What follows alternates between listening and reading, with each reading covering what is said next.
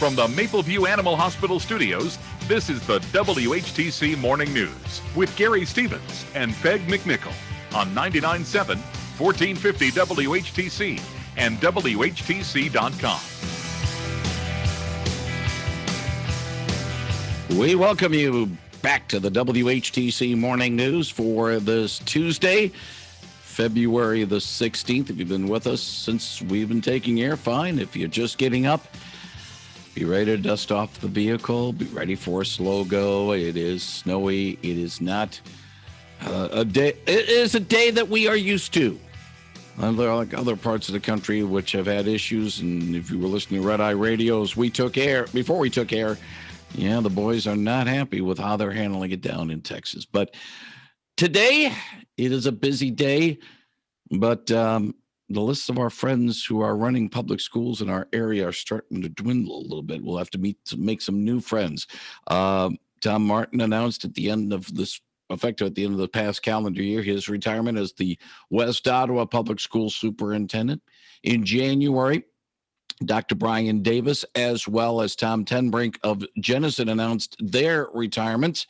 And last night at the Zeeland Board of Education meeting, Zeeland School Superintendent Cal DeKuiper announced that he too will step down at the end of this academic year. And Cal, a friend of the program, is on the other end of our Zoom connection this morning. Cal, good morning. And well, let's put it this way. Mornings like this are a reason why, I'm glad I'm retiring. Don't have to worry about trying to call off classes.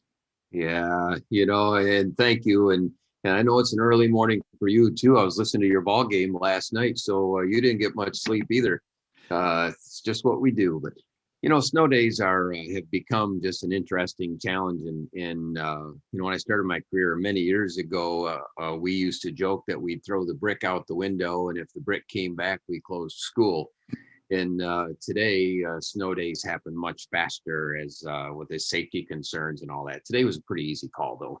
Yeah, it was pretty easy, but unlike the last snow day of a couple of weeks ago when everybody called it off on the day before, and we were able to just walk right in and take care of it. But certainly inclement weather, but it overshadows a little bit of what you said last night. Tell us a little bit about the reasoning why this is going to be your last year as a superintendent in Zeeland.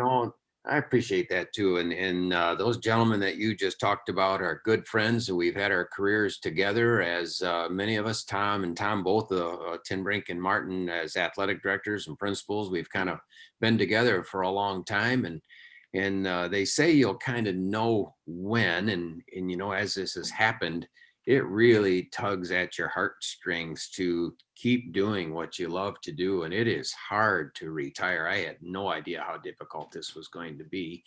And at the same time, I can kind of sense that I'm ready, and it's just been a great career. So the folks that have retired ahead of me for the last couple of years have said when you can kind of feel it tugging in both directions, it's probably the right time. Don't stay 1 year too long, and don't go too early. So I'm hoping that I hit it right emotionally. Zeeland's in a really good place with amazing families and kids. So hopefully it's in good shape for whoever follows me. I know it might be a little bit early to ask you this question, Calvin, but to a certain extent, what do you think were the biggest accomplishments the district had during your tenure as superintendent? I think it's following the advice that I got from Gary Feenstra, actually. And he said, Cal, you really need to beef up the curriculum planning system and the people that lead curriculum. He said, we're a big district. And we're not able to do that without a curriculum director, without a curriculum team. And that's, it took us about 1.5 years to figure out exactly how to build that. That's with Dr. Mendham leadership on the curriculum side and Holly Boley on special education. I think a strength was bringing those two together so that special education was not in its own silo. It was just a part of what we do every single day. And I think personally, one of the things that I really wanted to do is bring together the unity of East and West. so that it's a healthy rivalry every single day, and the sportsmanship and the iron strengthens iron, that whole part of it. That's the beauty of high school sports, is a healthy rivalry, and we can do that. So I think we really put a lot of work into that too. Now, what challenges will the next person replacing you as superintendent have to face? The most immediate, or perhaps the biggest challenges the district faces? Yeah, I think the biggest one is clearly COVID recovery on the academic side and on the co-curricular side. And the academic side is not going to be a 2-week summer program. And we lost a year here. So all schools, and people have said to me, well, we're behind. And I'd like us to think about that a little differently. 90% of the world was out of school for a while there. So we're all behind. So behind what? Well, behind what we were the other 99 years that were not COVID. Well, of course, we're slower now and we need to catch up. And so I think it's going to be a multi-year plan of some summer work and maybe trying to figure out what are those key pieces of the curriculum that are missed. So I think that's a big piece of the puzzle. I think the district is financially strong. We have systems in place. Lynn Van Kampen and the financial team have built a sustainable plan there. We just need to keep that going. And then I think the next part is going to be how to bring back co-curriculars safely, meaning through the arts, through middle school, through elementary field trips, those things that make school special. How do we bring that back safely? And one final question, it's more of a specific question. When districts make the call, no classes in the morning. It used to be for some districts, if you don't have classes in the morning, you don't have extracurriculars in the evening. It's not necessarily the case. What will go into the decision? Will it be your decision, or will it be the AD's decisions to have some of these activities, such as we have high school games tonight at both East and West?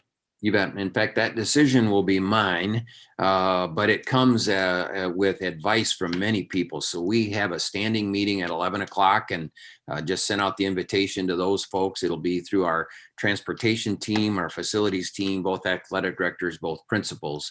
And then our ADs before that will be talking to the athletic directors of our opponents, and we try to make a decision on what are the conditions of the roads. And sometimes it gets worse and we cancel during the day, and sometimes it gets better and we open it up. So it'll all depend on snow plows and highways and conditions today at about 11 o'clock. We know we'll be talking with you a few more times before, I believe, June 30th is the time that you are stepping down. I assume I'm going to make some assumptions. Correct me if I'm wrong. Search committee has been or is in the process of being formed to do maybe a nationwide search for a replacement. Yeah, in fact, last night the Board of Education asked Tom Denherter, our board president. I can still remember sitting at my kitchen table when Tom Denherter called me. And that was just a great day. It has been wonderful ever since. They have asked Tom to contract with Michigan Association of School Boards, Mark Dobias, who is right here in Holland, a longtime superintendent and principal. And so he'll lead the search, and the board will meet with him to kind of go over the details on what they want to do shortly. And I know it's not your question to answer, but I'll ask you anyway. It's going to be a pretty competitive process because, hey, Jennison's looking for a new boss. Holland's looking for a new boss. West Ottawa just got one from Country Day. Zeeland's going to need one too, and more districts as well. Yeah, and hopefully all of us as leaders throughout this entire state, one of our jobs is to develop future leaders. I remember Mike Washburn of Forest Hills telling me one time that 20 of his assistants had become superintendents. So I always work with our leadership team and a number of them to make sure that the succession plan has options. And of course, as you say, that's the board's decision. Zeeland School Superintendent Cal DeKuiper, thank you very much for joining us today on WHTC Morning News. Likewise. And congratulations on a good career. Hope the last few months of your tenure in Zeeland go smoothly, and we'll talk to you again soon. No, thank you. We'll make sure it does. Thanks. Thank you very much. Zeeland School Superintendent Cal DeKuiper on 99.7 and 1450 WHTC.